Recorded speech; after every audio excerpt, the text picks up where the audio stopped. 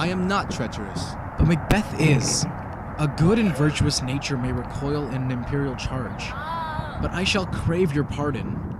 That which you are my thoughts cannot transpose. Angels are bright still, though the brightest fell. Though all things foul would wear the brows of grace, yet grace must still look so. I have lost my hopes. Perchance even there where I did find my doubts, why in that rawness left you wife and child? Those precious motives, those strong knots of love without leave-taking? I pray you, let not my jealousies be your dishonors, but my own safeties. You may be rightly just, whatever I shall think. Bleed, bleed, poor country. Great tyranny, lay thou thy bases sure, for goodness dare not check thee. Wear thou thy wrongs, the titles of feared. Fare thee well, Lord. I would not be the villain that thou think'st, for the whole space that's in the tyrant's grasp, and the rich East to boot. Be not offended. I speak not as in absolute fear of you. I think our country sinks beneath the yoke. It weeps, it bleeds, and each new day a gash is added to her wounds. I think withal there would be hands uplifted in my right. And here from gracious England have I offer of goodly thousands.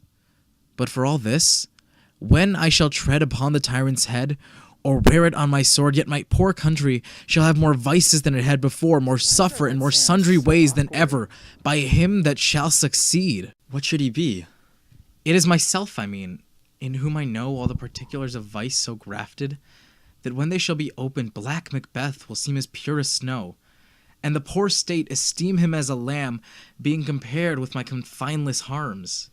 Not in the legions of horrid hell can come a devil more damned in evils to top Macbeth. I grant him bloody, luxurious, avaricious, false, deceitful, sudden, malicious, smacking of every sin that has a name. But there's no bottom, none, in my voluptuousness. Your wives, your daughters, your matrons and your maids could not fill up the cistern of my lust and my desire. All continent impediments would overbear that did oppose my will. Better Macbeth than such an one to reign. Boundless intemperance in nature is a tyranny. It hath been the untimely emptying of the happy throne and fall of many kings. But fear not yet to take upon you what is yours. You may convey your pleasures in a spacious plenty and yet seem cold, the time you may so hoodwink.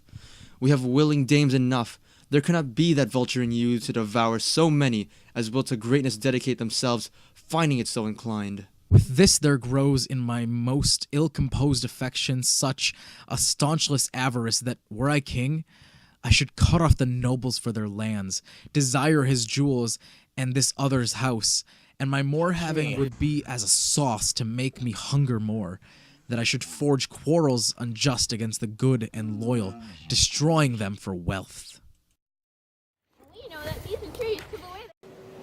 This avarice sticks deeper, grows with more pernicious roots than summer-seeming lust. And it hath been the sword of our slain kings. Yet do not fear, for Scotland hath foisons to fill up your will of your mere own. All these are portable, with other graces weighed. But I have none.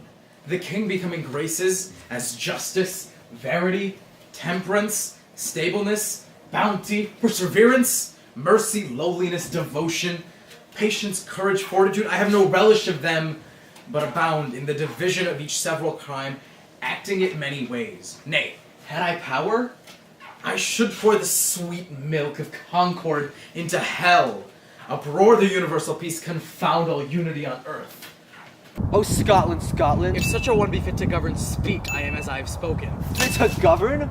No, not to live. O nation miserable, with an untitled tyrant bloody sceptered, when shalt thou see thy wholesome days again? By his own interdiction stands accursed, and does blasphemy his breed. Thy royal father was most sainted king, and the queen that bore thee, often upon her knees and on her feet. These evils thou repeatest upon thyself, hath banished me from Scotland. O my breast, my hope ends here. Macduff, this noble passion, childly integrity hath from my soul wiped the black scruples, reconciled my thoughts to thy own good truth and honor. Devilish Macbeth! By many of these trains hath sought to win me into his power, and modest wisdom plucks me from over credulous taste. But God above deals between thee and me, For I put myself to thy own direction, and speak mine own detraction here to the taints and flames I laid upon myself. For strangers to my nature, I am yet unknown to women, never was forsworn. Scarcely have coveted what was mine own. At no time broke my faith, would not betray the devil to this fellow, and delight no less in truth than life. My first false speaking was this upon myself, what I am truly is thine and my poor country's to command. Whither indeed before thy here approach, old sword with 10,000 warlike men already at a point was setting forth. Now will together and the chance of goodness be like our quarreled quarrel. Why are you silent? Such welcome and unwelcome things at once. 'Tis hard to reconcile. Oh my god, we did it! And the camera didn't die. I'm at the Ready? And go. But God above deals between thee and me. For even devilish Macbeth, by many of these trains had sought to win me into his power. And modest wisdom plucks me from overcredential. That's not right. I believe you. I believe you. Great. My lungs will fill and then deflate. I put myself to thy own direction, I and know it's dire my time today. That's it. We're gonna use that one. These thoughts so We're gonna use I that put one. myself to thy direction. Oh, it was What wrong. I want You were right. to I know Somebody based stole my upon car radio, thyself. and now I just sit in silence.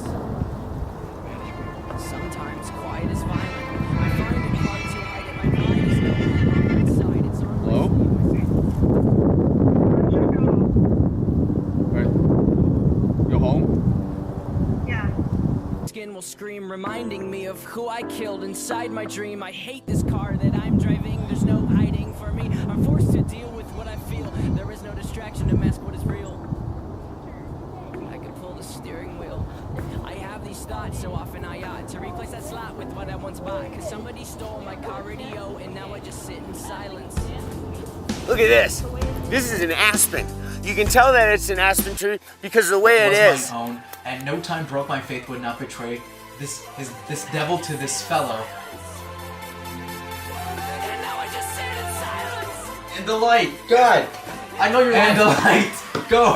And the chance of goodness be like our warranted quarrel. Why are you silent? Such welcome. Stand the reference to another Scottish tragedy without my having a name to play. They think me Macbeth. Ambition is my folly. I'm a polymath, a pain in the ass, a massive pain. Madison is Banquo, Jefferson's Macduff, and Burnham Wood is Congress on its way to Dunsinane. And there you are, an ocean away. Do you have to live an ocean away? Thoughts of you subside, then I get another letter, and I cannot put the notion away.